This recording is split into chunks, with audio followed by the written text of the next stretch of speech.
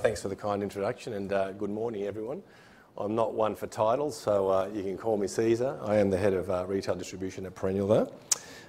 So thank you very much for offering us the opportunity. Yeah, come and join us. So today's topic, guys, is as you can see here, is the role of sector exposure in equity portfolios. Just to keep you guys from guessing, we will be touching on two very well-known sectors, both are complementary. That'll be the REIT sector and also the X100, both talking about smalls and micro-cap stocks. Just a brief introduction to my esteemed colleagues here, both very experienced investment professionals. Dr. Jerome from ProCapital. And I won't read all of it because you guys have access to those bios, so I'll take it as read. But just briefly, ProCapital advises clients both on the research and consulting side. Jerome's actually an ex-money manager, having been the CIO of the $12 billion WorkCover Fund. He's also managed diversified asset portfolio manager at Credit Suisse, and he was also the head of manager research for Van Eyck. Jerome is currently the portfolio manager for Dynamic Asset Consulting, a goals-based portfolio offering. Charles Stodart, or alias Charlie, he's happy to be called Charlie. Charlie is an investment specialist at Zurich and has also been a money manager, having spent time previously at Five Oceans, also at Pengana, and also, if I can say, Charlie, at Perennial. So we have worked together. But that's not why he's on the same panel, that's just coincidence. So, Rebecca, I can't actually get my slides. I'm just joking, guys. We don't have slides. So, I thought I'd just throw a bit of humour in there. Now, guys, happy to take questions throughout the session. There will be no heckling or jeering, though. I just spent 3 weeks in Russia at the World Cup, and I've seen how the Russians very swiftly deal with disruptors, a la Pussy Riot in the final. So questions are all welcome, though. So just briefly on the topic, as I mentioned, the two sectors that we'll be touching on within the ASX environment is one is the REIT sector, the other one is the X100, obviously smalls and micro. They're both very different and complementary. Obviously, one is very well known for its, I guess, bomb proxy-like characteristics of providing reliable and predictable income and having a defensive nature about it. Obviously quite concentrated there, so you're all very familiar, no doubt, with the index there. So you look at the top 10 in the REIT 200 index, represents roughly 80% of the index. Now, obviously, you go to the other side of the spectrum and you're talking about the X100, very different, very diverse. So if you incorporate micro-cap stocks, you're talking about a universe circa 2000. As we know, very under-researched and becoming probably more so as brokers really struggle to justify covering those stocks. Obviously, can provide very high growth and very diversified by sector and by stock, unlike the top 20, top 50, as we know, largely dominated by banks and resources. So on that note, I might pass over to Charlie, and we'll sort of kickstart the session. Thank you, Cesar, and thank you to everyone that's here today.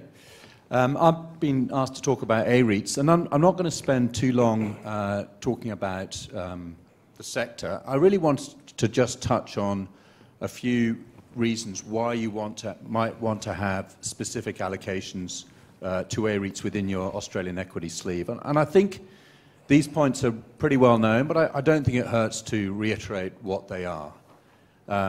And Cesar's touched on the bond-like aspect. Well, yes and no.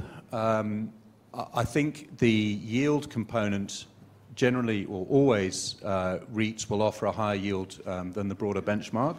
So there is that attractiveness. Where I think that that bond-like component is probably been overstated for REITs, and it may well be that we're in a period where that characteristics is a little higher. But over the long term, you would expect property to be a reasonable inflation hedge, both in terms of being able to increase rents and obviously for the property themselves. So with a fixed income component, that's not a friend of inflation, or inflation is not a friend. So that's one difference that probably sets itself apart.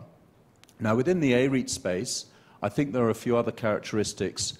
Clearly, within Australia, we love talking about property. I grew up in the UK. We like talking about the weather there. Here, we like talking about property. So we're very familiar with the benefit of having it in the portfolio. But within the A-REIT space, what you're also getting access to is really high-quality, diversified exposure within that property sphere. So within the A-REITs, it is a bit concentrated at the top end, but you are getting exposure to retail, you are getting exposure to industrial, office, some residential, but not very much, but also some emerging sectors like retirement villages, pubs, childcare. So it offers diversified exposure to property in that listed A-REIT space, which is important. And you're also getting good exposure to the best quality names within the A-REIT, within property.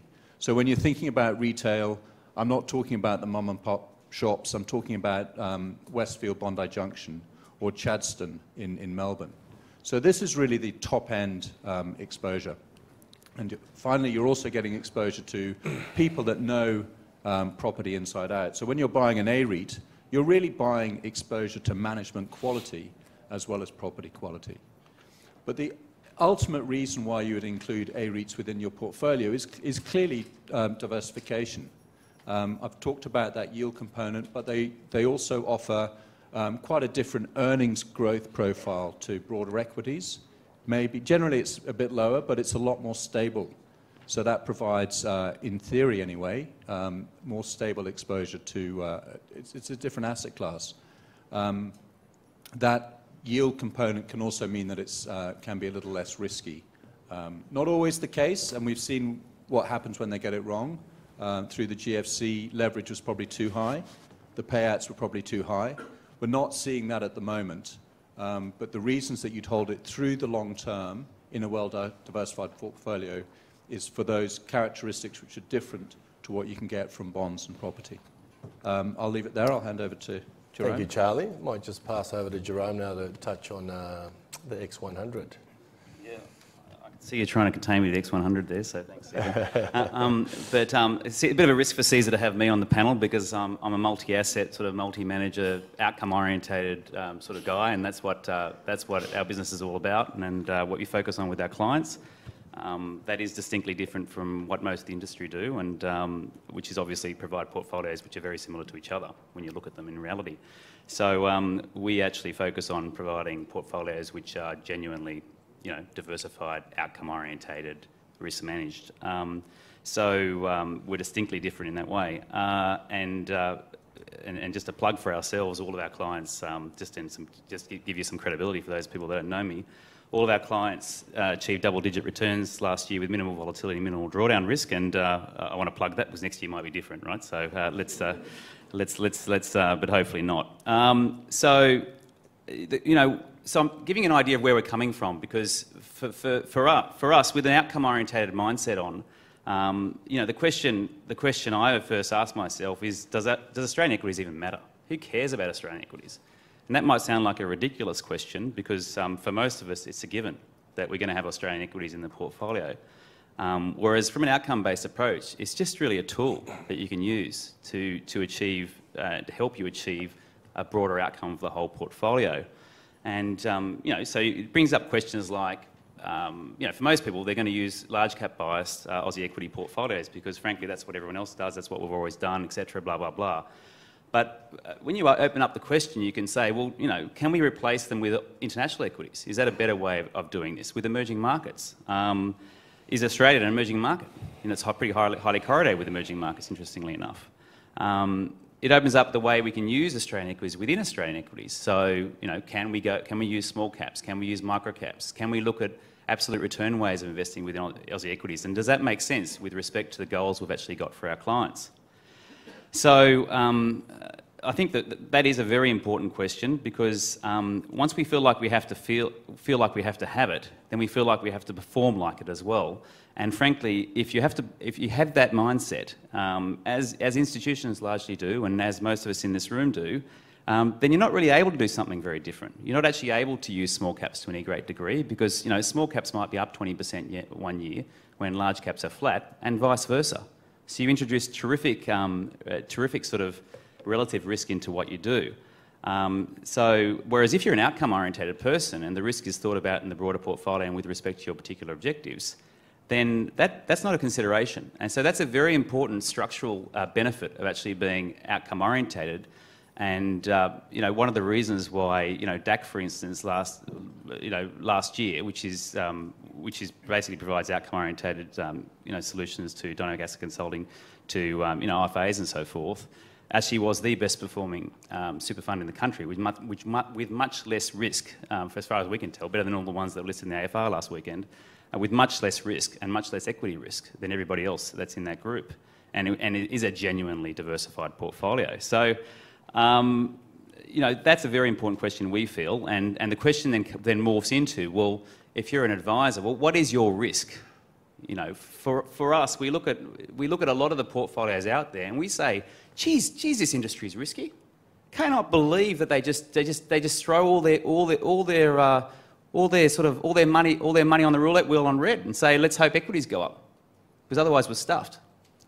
Because that's what people actually do, right? That's the reality of it. We talk about things. This is another point. We all talk about stuff like, we talk about being outcome orientated, and we talk about being multi-asset, and we talk about being balanced and diversified and this crap, but we don't actually do it. And it actually doesn't matter in terms of getting investment outcomes for clients what you talk about. It actually matters about what you actually do and whether you're actually doing that well. So we think aligning investment solutions with what clients really want, and the truth is that clients don't want to lose 50% in any one year. They want to actually, they can't handle it. They will desert you. Makes a lot of sense. So we think that the exercise is all about risk management from the client perspective, not from the peer perspective, if you really want to build good, sustainable practices. And we saw some allusions to that earlier. Another sort of myth or misconception out there is that it's all about asset allocation. So we've got all these people talking about everything's about asset allocation. But the truth is, a lot of it in this industry is not about asset allocation. This is within Australian equities and within everything else. It's actually about alignment, governance, having the right investment expertise, having the right investment risk management. So those are the things that actually matter a lot more if you want to actually get an outcome. So once you've got through all that, you might actually be able to use your small caps or micro caps, and then you might want to consider about what the risks are that those bring into the portfolio. And one of the major risks that come into the portfolio once you're using my small caps and micro caps frankly, are we any good at choosing active managers? Because the small cap index sucks. The reason managers all beat the small cap index historically is because it's done a particularly poor job. It's not something you'd want to invest in, and because it's been comprised of a whole heap of shit which nobody who actually looked at the companies would actually buy. So one of the easy wins for managers is actually ruling out all that shit, and then you actually have something you actually want to invest in, and that can achieve solid performance. So for a growth-orientated portfolio or for a growth component of a portfolio, then that can become a consideration that you can use. But you've got to actually be able to pick those managers. And what we know from this industry as well, to go on another private topic of mine, is that apparently very few people can pick active managers in the first place that are good, yet alone pick how to use them and how to put them in a portfolio appropriately. So there's lots of considerations there, and obviously I don't have the time to go on anymore. I'm going to hand over for questions and so forth. But just one final point. I'd really encourage people to be much more outcome orientated in their approach. I think it's a winner. I think it aligns so closely with what clients want, and to think about the investment risks with respect to those outcomes that we're trying to get for clients, and actually do what clients actually expect us to be doing with their money. Thanks, Jerome. Certainly some very interesting points there. I might just go back to Charlie, but happy for you to jump in as well, Jerome. So some of the things I'd like to sort of flesh out and discuss throughout this session is things like how do you access that particular sector, take into consideration things like fees, the tax outcome. Do you go active? Do you go passive? Do you go through an unlisted structure or a listed structure?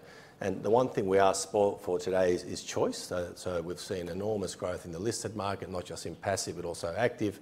And I guess one of the things I'd like to throw at Charlie is going back to the REIT sector. And we know that the top 10 do represent about 80% of the index. The other night I was suffering from a bit of insomnia, so I was reading one of the researcher sector reports, and a lot of REIT active managers have struggled to outperform their index, and the ones that have actually done it with a very small dispersion of alpha, so not a lot of alpha, and that's a little bit different to the smalls and micro. We'll sort of come back to that. So just on that note, Charlie, sort of keen to get your thoughts around, and saying one thing, that we're all pretty much pro-active, I can say that. I work for an active manager, but equally I think there is a place for passive as well in portfolios. Absolutely. Thank you, Cesar. So just on that question then of active versus passive, I think there's a few things that you should bear in mind, and we would absolutely be aware that the value of an active manager, if the underlying asset class is delivering 20+%, who cares about the extra 2% that an active manager may be able to deliver? But when returns are at a lower ebb, if they're now we sort of think that REITs, you may not be getting a bit much more than yield, that 5 to 7% return is that active component that can come with an active manager is a lot more valuable. So that's the first point. Second point, really to what Jerome's talking about in terms of that concentrated nature of REITs, the top 10 making up about 85% of the index. The dispersion of those top 10 with the index, if you like, is only about plus or minus 5%. The real opportunity for active management within REITs is looking beyond the top 10. Now, that requires a level of expertise that we think is tied in with picking an active manager. And I've seen surveys which show that the top quartile managers in the REIT space will typically deliver decent alpha. So it's really around identifying good active managers, but managers that can have access to or are happy to play in that smaller REIT space is where they can really deliver value. Thanks, Charlie. Do you want to make any comments, Jerome?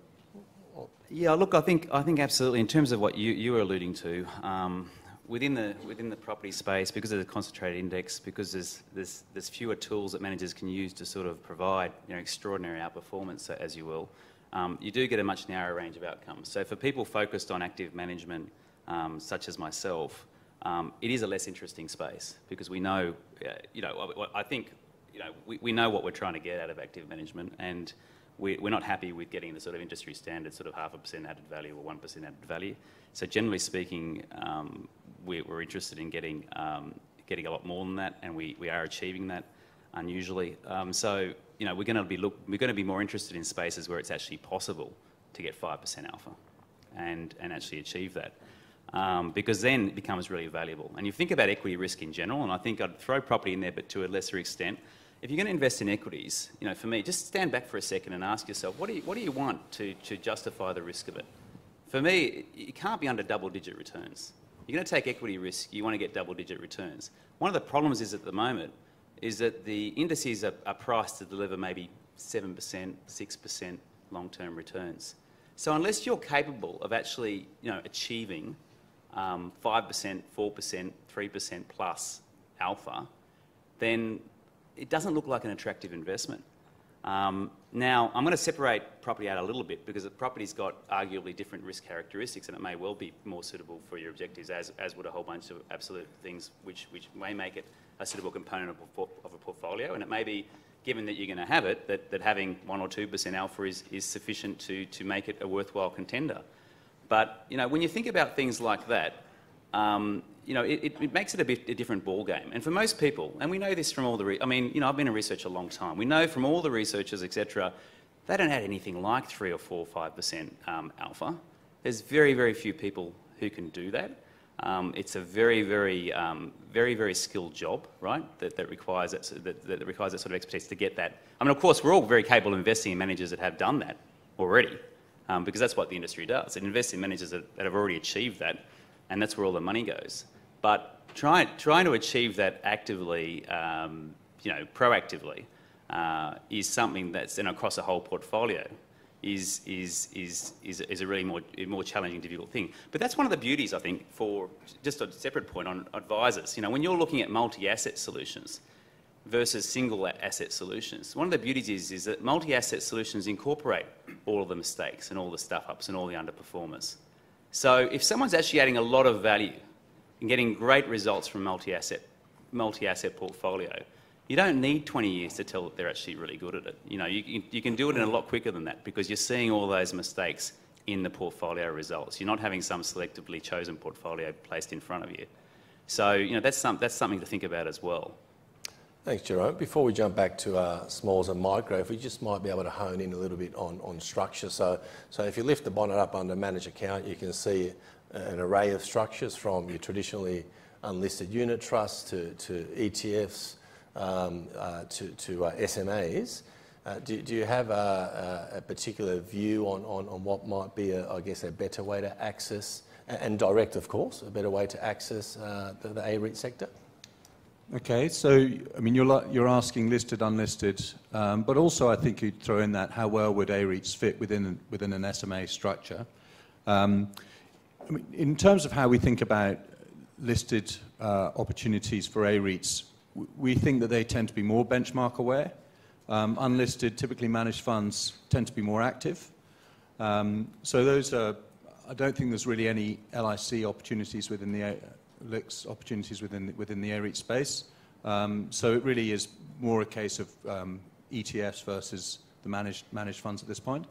In terms of how A-REITs might fit within the SMA structure, actually we think it does it very well because of the relatively concentrated nature of the A-REITs universe. It means that a manager's portfolio can be very faithfully reproduced within an SMA. I mean, that's one of the challenges. We heard it before about the number of line items you might have in your overall portfolio. Well, you can faithfully reproduce that within the SMA quite neatly.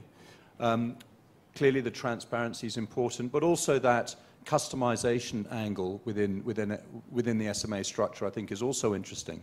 And if you're thinking about being able to more directly replicate what you're trying to achieve in, I hesitate to say Aussie equities, because obviously Jerome's got his view around that, but within the Aussie equities sleeve, you might be able to say, look, I want an Aussie equity manager to just manage equities, and I'll pick an A-REITs manager to manage A-REITs, and I'll customize it so that the Aussie equities manager doesn't do A-REITs, because sometimes you see them, A-REITs come in, come out.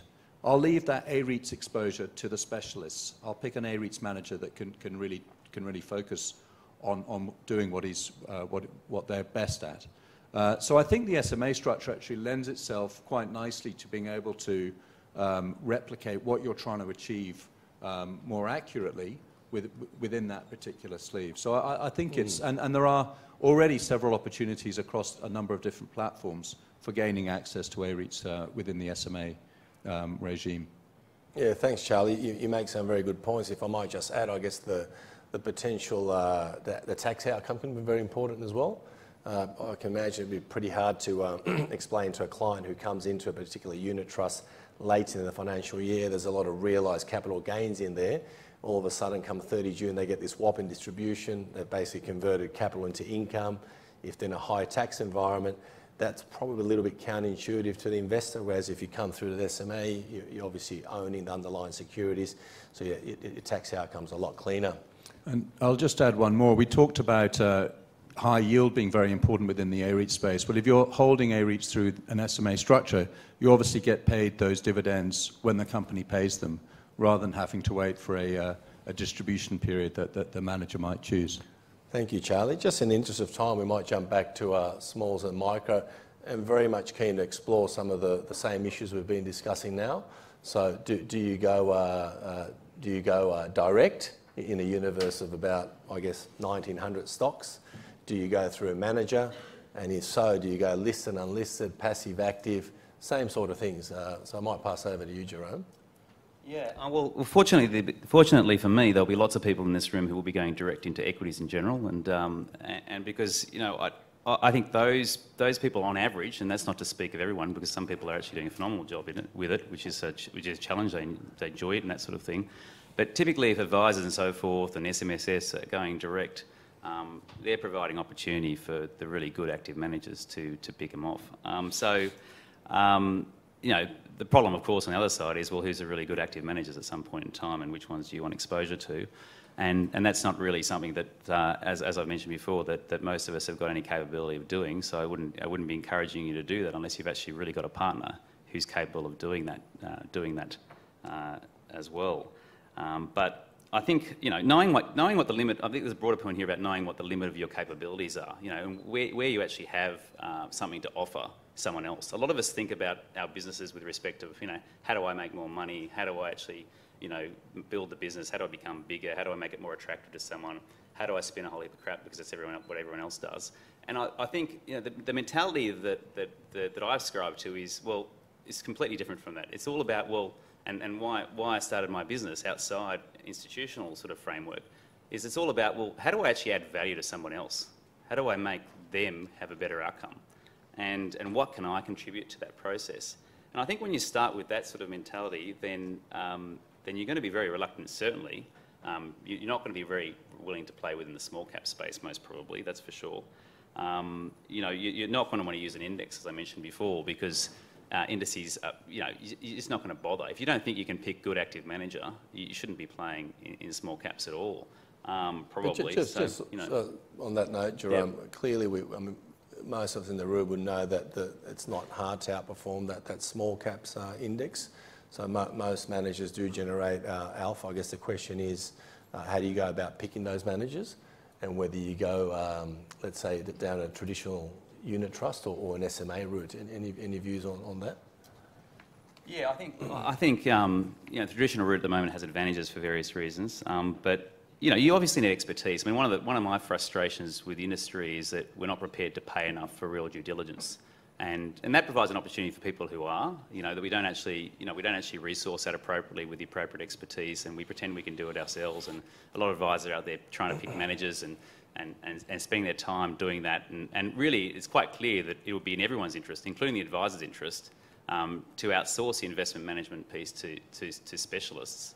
That's a very important decision, by the way, that you're going to have to make. If you're going to outsource that, but it's a huge benefit, right? One person can change the world in investment. There's no question. You can change the investment outcomes for your clients, and certainly a team can do even more. So, I think I'll just leave it there, really. Yeah. Thank you. I see Rebecca to my left there, who's giving me the 5-minute nod, so we've probably got a minute to go. So thank you very much, Charlie and Jerome, but we might open up to some questions now, if you like.